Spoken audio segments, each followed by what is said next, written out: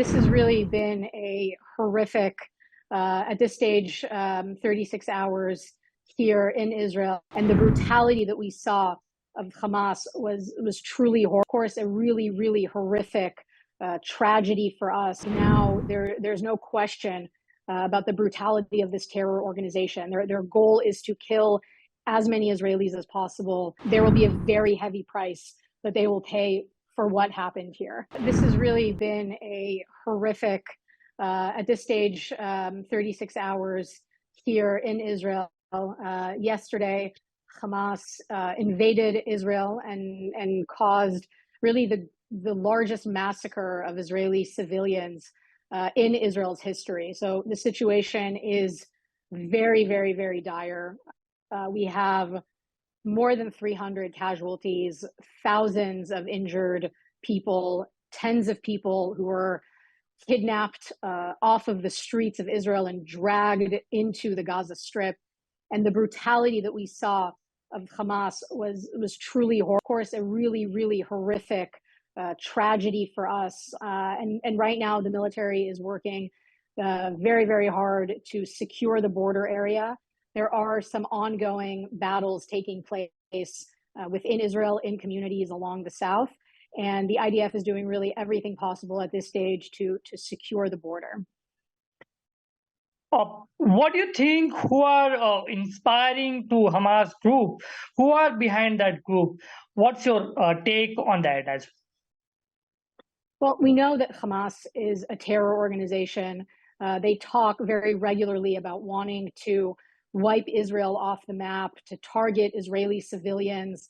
They have not hidden that this is their intention. And, unfortunately, this is something that we have been really speaking about clearly to the world. And I think now there's no question about the brutality of this terror organization. Their goal is to kill as many Israelis as possible. They are a terror organization like any other. And this is what we see them doing. It's true horrific terror on the streets. As you are also aware about the statement by the US President Joe Biden, he is also condemned this attack, and he's also telling to entire world that his country's stand with Israel. What's your take on it? As an entire world is condemning this kind of attack, even Prime Minister Narendra Modi has also condemned this kind of attack. Even some countries are supporting the Philistine, like Pakistan's former Prime Minister has also told, and he has also tweeted on the post of X, he has also stand with Philistine. What's your take on it? What do you think about this kind of supports or stands behind Israel? Well, I think the widespread support that we're seeing is really a result of the horrors that everybody saw yesterday, certainly that we experienced firsthand here in Israel, but that the world saw. When women and children and elderly people are dragged across the border, when young people who are at a music festival are slaughtered brutally, it's really clear that nobody can support that.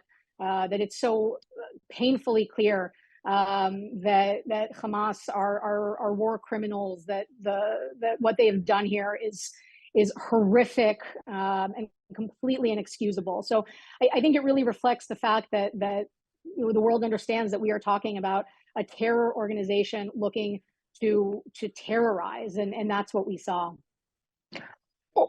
Can you please explain us about the plannings? If you can reveal this, how the defense force is tackling this kind of attack today, and what's the current situation right now?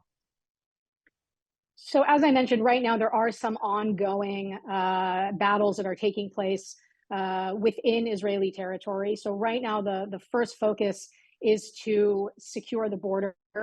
The IDF has also started evacuating communities in the south to really try to distance the civilian population from what is taking place. At the same time, the Air Force is striking Hamas targets within the Gaza Strip. And really the focus here is to eliminate Hamas's and the Islamic Jihad's capabilities of being able to do this. It's a complex situation, and of course a dynamic one. The focus though right now is to secure the border, to strike these Hamas targets, and to make sure that they're unable to do this ever again.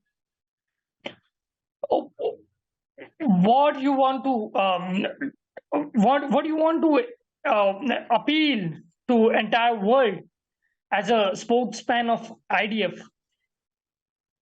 Well, I think that the world really sees the horror that we experienced here. What happened here is horrific. As I said, it's the single greatest massacre of Israeli civilians since the country was established. It's a national tragedy to see this take place. And really, we want to send a really clear message, to any other terror organizations that are watching, not to test us, not to get involved. We're of course watching all of our other borders closely, but really to think about the victims of this. I mean, it's a tragedy, truly a devastating tragedy, and to think about all of those innocent lives that were lost, and to send wishes for those who are injured, and to really think about the people that were impacted by this. One more question. What's your straight message or warning for the Hamas group? What do you want to say them? Well, I don't think there's anything that I necessarily to speak directly, but I think the military is sending a very clear message here, which is that there will be a very heavy price that they will pay for what happened here. The IDF is striking, the Air Force is striking targets within the Gaza Strip. We will come out victorious from this, but there will be a very, very heavy price to pay for what happened here. Is there any clear instruction from the Prime Minister Netanyahu to your defense force?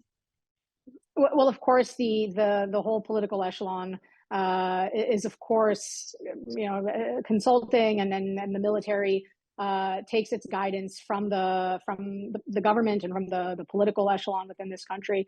And there's a very united front around, first and foremost, securing the border, watching for the communities that are in southern Israel, and then striking a very serious blow to Hamas's capabilities within the Gaza Strip.